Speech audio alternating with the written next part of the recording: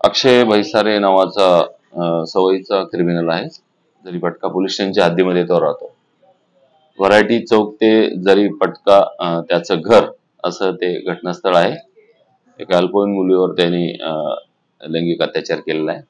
तर त्यानुसार तो ट्रेस केल्यानंतर आम्ही त्याला अटक केलेली आहे. तो सध्या पोलिसांच्या ताब्यात आहे आणि त्याचा आज त्याला माननीय न्यायालयात वगैरे हजर केलेला आहे.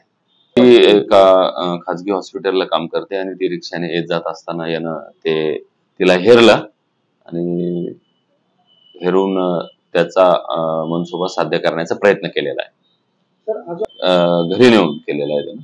इथून अक्षय भैसारे जरीपटका पोलीस स्टेशनच्या हद्दीतला राहणार आहे आणि त्याच्यावर यापूर्वीचे गंभीर गुन्हे दाखल आहेत त्याच्यावर.